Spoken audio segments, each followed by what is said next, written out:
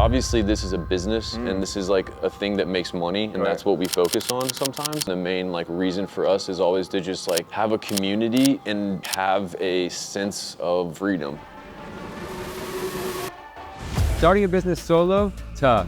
Starting one with 4 friends, damn near impossible. But somehow, those guys made it work. It ain't about the money, it's about giving back. What started as selling tees out of the trunk has grown into one of Atlanta's hottest vintage stores. Hot enough for Complex to film an episode with Kai Sinet in their shop. It was all going well, until it wasn't. Look at that. Oh my God, dude. A fire at a popular shopping warehouse. The flames breaking out last night at Paris on Ponce. I had just dropped out of school, I was 21. You know, we had lost everything we just worked for. But those 4 guys, they are built different. They didn't quit. And with the help of their community, they rebuilt with their own hands. And against all odds, they made it back. Look, man, full circle, we're only going up.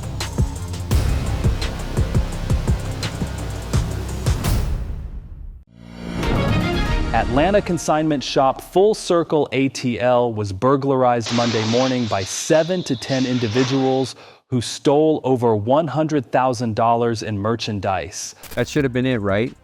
2 major hits like that, game over. One thing that I remember that really did ring in my head was like, you gotta come back harder than ever. Let me tell you how it all started.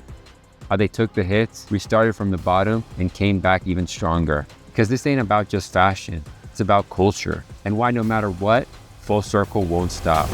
Welcome to the first episode of Buy, Sell, Repeat. I'm your host, Justin. Family on 3, 1, 2, 3, Family! Woo! Hey, what's up? We're here in Atlanta. We're at Full Circle ATL. I'm super excited to see these guys. The store is crazy. They got some super fire pieces. Let's go check it out.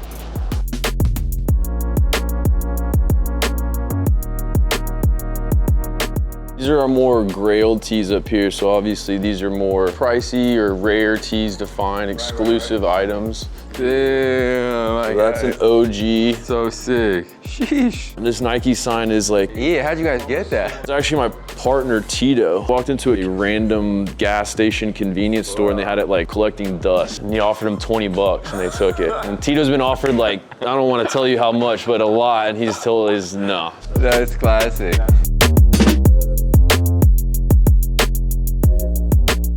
The store is insane, bro. You got some fire pieces in here. Can you tell us a little bit about how Full Circle got started? Started in June of 2019. Myself and 3 other guys, Nick, Tito, James, or Pi, went through a beginning period of figuring out the business and developing a little bit of a community, did a bunch of pop-ups. Unfortunately, 4 or so months after we opened in about November, we lost the whole store to a fire that took every single piece of inventory that we had. The day before Thanksgiving, we had a bunch of stuff for Black Friday loaded up in there, and we were about to bless the streets, and that's insane. Ended up losing everything, yeah.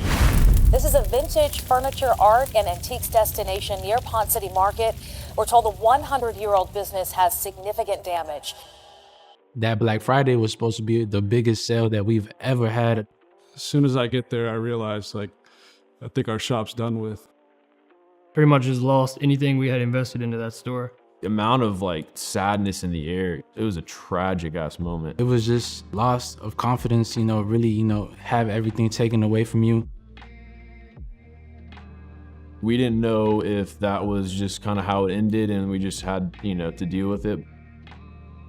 And then from there, we opened a second store pretty much through the blessing of the community, through COVID and, you know, through all of these obstacles. But we managed to fall back on the successfulness of the business. Yeah, that's crazy because like most people I think would have stopped right there. Now look at you guys today, this is insane. You know, once we kind of jumped that cliff and dived into like owning a store, we knew that was what we wanted to do. And as we like tasted the self-entrepreneurship and small business aspect of it, we didn't want to go back to working for somebody else. So we knew that we had to exert every like resource we have to just get there. And like to take it even further back, how did you like become a reseller? How'd you get involved in thrifting, this kind of world? I was always into clothes and always into shoes and all that kind of a thing. It became a thing of, okay, how do I do this the most affordable wise possible, right? Because I mean, like a lot of these things are expensive. I don't come from like a place that's a lot of money or one man's trash is another man's treasure type of a thing. That's how it all started with just like all of us kind of on our own, like thrifting and curating outside. And almost every weekend we would do markets. And then that's how we all met each other. 50 bucks. 40 beans for the orange t-shirt. 45. We don't do fives around here. If you Rock. can do 30, you can do 40. Rock. Rock, paper, scissors, shoot. Alright. Rock, paper, scissors, shoot. One out of one? Fuck it. Both rock, paper, scissors, shoot. Fuck you. Alright, 50. What you just saw, it's what we call a flip. This is Full Circle's business model.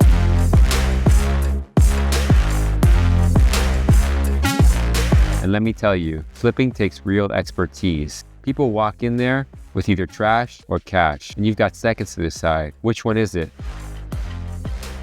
Spotting fakes, sourcing the right drops, that's the game.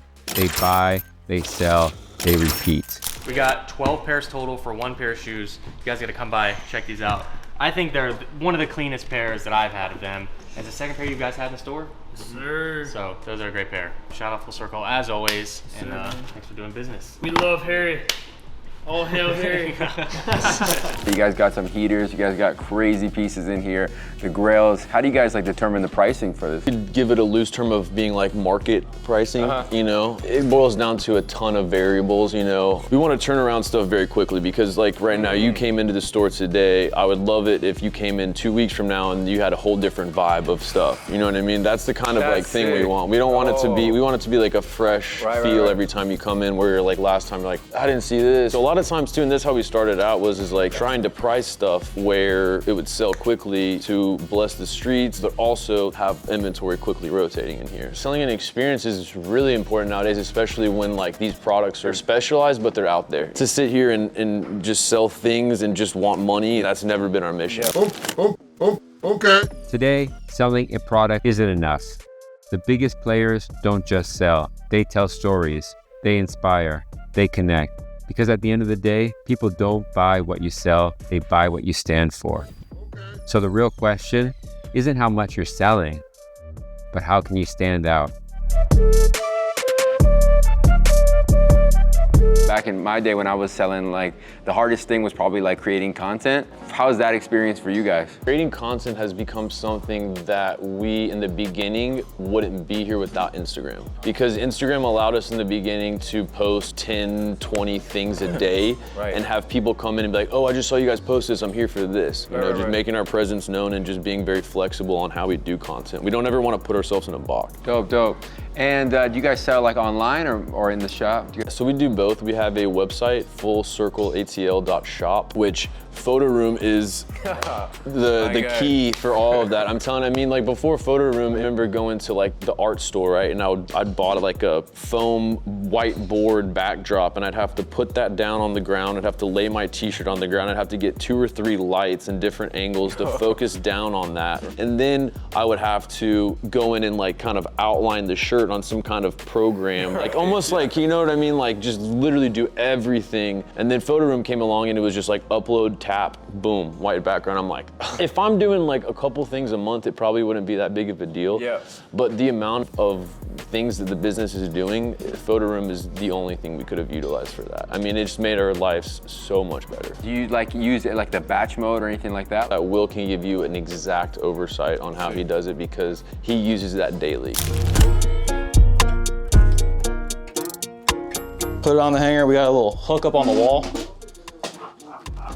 Put it up on the hook, make sure it's looking straight.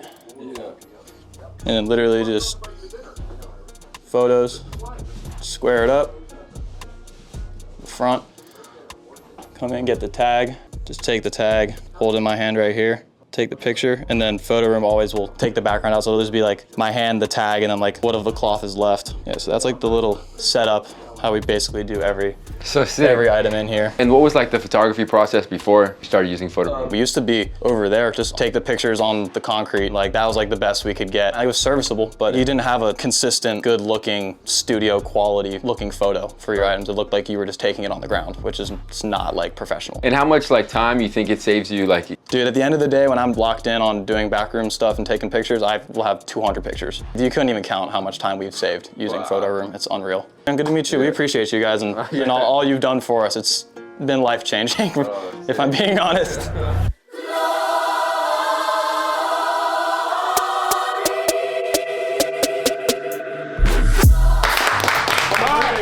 We came a long way, a strong way. We came from the hills, the valleys.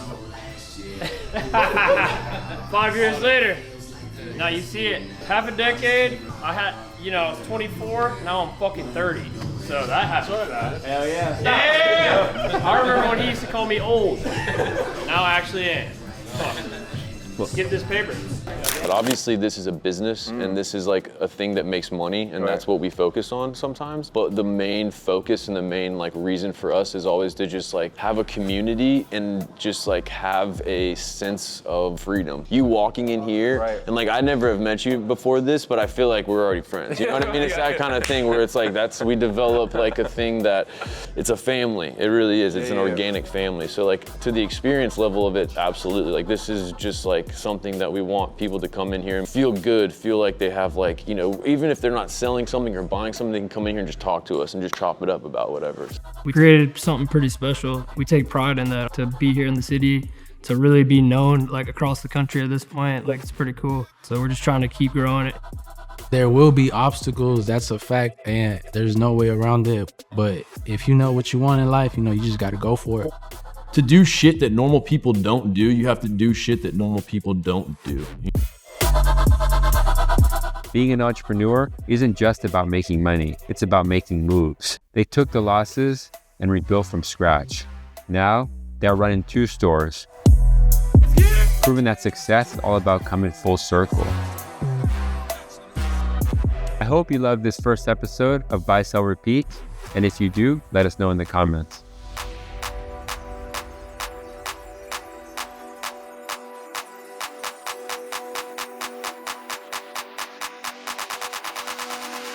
Peace.